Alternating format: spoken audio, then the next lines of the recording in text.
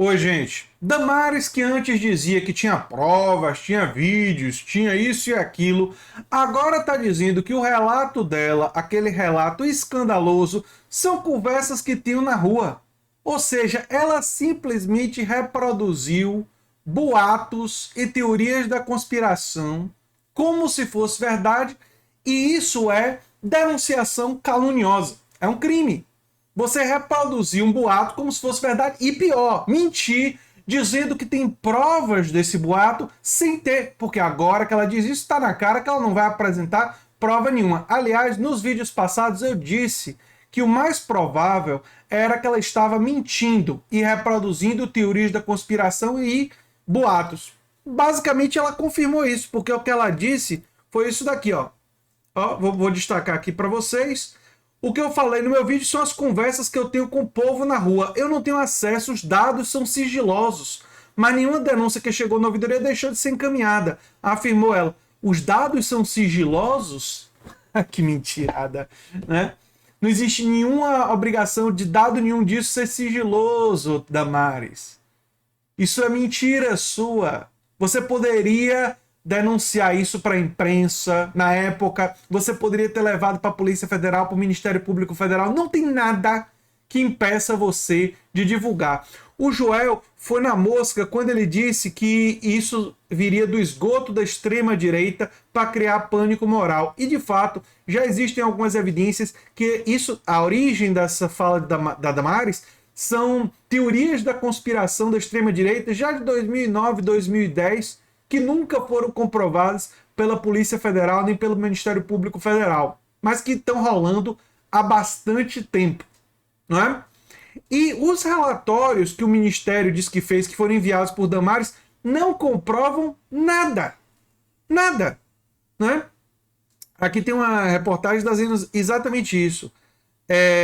A assessoria da bolsonarista enviou ao jornal do Estado de São Paulo 3 CPIs, mas o conteúdo não contém os fatos que ela diz terem ocorrido. Basicamente, ela colocou uns relatórios que indicam essa possibilidade sem detalhar exatamente o que ela falou para se defender. E eu tenho uma suspeita, e aqui eu vou explicar uma coisa. Eu tenho uma suspeita que ela está falando isso, são conversas, isso ela já está orientada por advogados.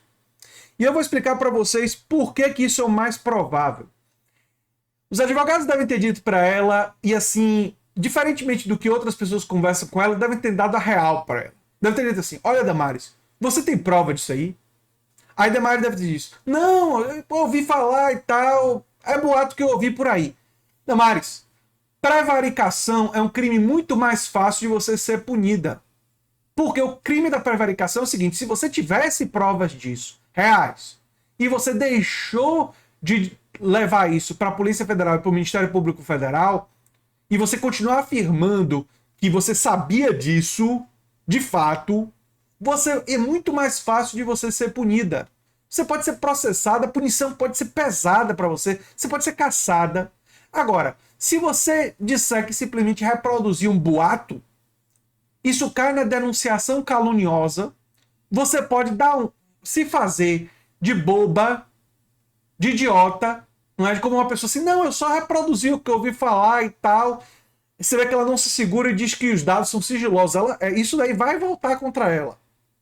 Né? Vai voltar contra ela. Mas ela pode se fazer de boba e escapar de uma punição. Os advogados sabem que a denunciação caluniosa tem uma chance de colar nela como punição pesada menor.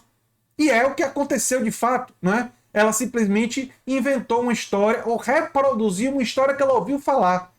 E muita gente fora dos cargos públicos, né? Muita gente assim com pouco conhecimento do âmbito jurídico, acha que pode reproduzir teorias da conspiração sem nenhum tipo de punição.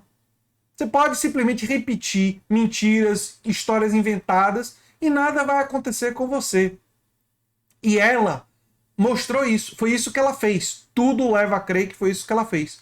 Só que se espera de uma pessoa que ocupa cargo público mais do que isso. E ela, nesse momento, ela ainda não assumiu o cargo, ela não tem foro privilegiado. Por isso, inclusive, que a chance dela ser punida seria maior, porque ela ainda não assumiu o cargo de senadora. Tem que ver se as instituições que têm sido muito tolerantes, muito passivas, com todas essas teorias da conspiração sendo disseminadas. O pessoal até falou num vídeo anterior meu que o TSE demorou muito para agir no caso da notícia falsa propagada pela propaganda do Bolsonaro. E eu concordo. Demoraram muito. Tinha que ser uma ação mais enérgica e imediata, porque a notícia falsa era óbvia, né? Então eu tenho realmente dúvidas de quanto ela será punida por isso, não é? E se ela vai ser de fato questionada, que história é essa de que dados sobre isso são sigilosos? Né? Se ela vai ser investigada sobre isso. Eu tenho muitas dúvidas, mas a pressão da opinião pública e as instituições têm que ser pressionadas a dar uma resposta, porque reproduzir boatos como se fossem verdade e mentir dizendo que tem provas que não tem, deveria ser alvo, sim, de punição pelos órgãos da justiça. Vamos ver se esses órgãos e se essas instituições vão fazer o seu papel constitucional. Infelizmente, diante do histórico recente, a gente não pode ter muito otimismo, mas a nossa parte de denunciar e de criticar, isso nós vamos fazer.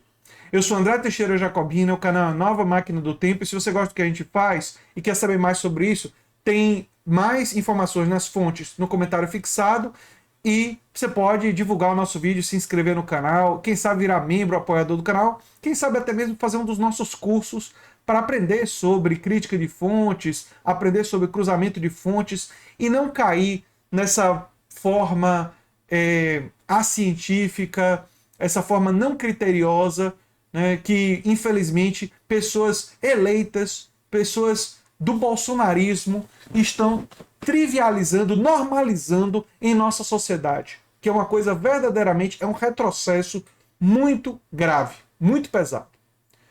Um abração e até o próximo vídeo. Tchau, tchau. Eu sou André Teixeira Jacobina.